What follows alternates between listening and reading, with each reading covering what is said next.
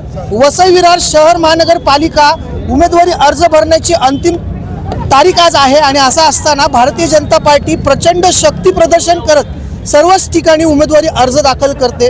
गेल्या 35 वर्षापासून वसई विरार शहरामध्ये आपल्याला ठाकूरांचं राज्य पाहायला मिळतंय। या राज्याला सुरुंग लावण्यासाठी आता महायुतीची जय्यत तयारी आपल्याला पाहायला मिळते। जाणून घेऊया, आपल्यासोबत महायुतीचे उमेदवार आहेत मनोज पाटील साहेब।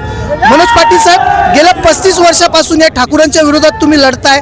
आता एक नवीन अध्याय लिहिण्याची ही वेळ आहे, कसं वाटतं आज एका नवीन लढाईला सामोरे चाललाय? वसईकरांच्या आणि नालासोपारा विरारकरांच्या आयुष्यामध्ये चांगलं राज्य आणि चांगल्या सुविधा आणि चांगल्या पद्धतीचा विकास आणि खऱ्या अर्थाने लोकांसाठी चालवलेलं राज्य या महानगरपालिकेवरती येणाऱ्या काळात येणार आहे।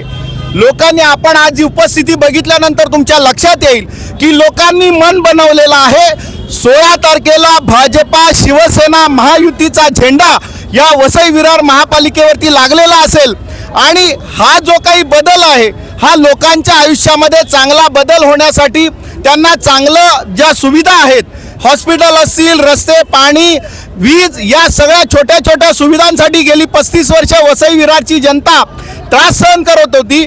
परंतु येणाऱ्या काळामध्ये माननीय आमचे लाडके पंतप्रधान नरेंद्र मोदीजी, महाराष्ट्राचे मुख्यमंत्री आदरणीय देवेंद्र फडणवीसजी, या दोघांची विजन, आमचे नेते रवींद्र चव्हाण साहेब यांच्या नेतृत्वाखाली संपूर्ण महाराष्ट्रामध्ये भाजपची घौडदौड सुरू आहे आणि या ठिकाणी आमचे खासदार सावरा साहेब, त्याच पद्धतीने नालासोपाराचे आमदार राजन नाईक साहेब, वसईचे आमदार स्नेहा दुबे आणि सर्व नेत्यांच्या नेतृत्वाखाली भाजपा शिवसेना महायुती या वसई विरारमध्ये परिवर्तन आणि हे संपूर्ण परिवर्तन असेल आमदार, खासदार, आमदार आणि महापालिका।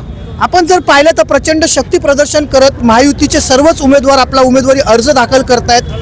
येणाऱ्या काळामध्ये आता 15 तारखेला मतदान असेल, 16 तारखेलाच आपल्याला कळेल की वसई विरार शहर महानगरपालिका कोण जिंकणार।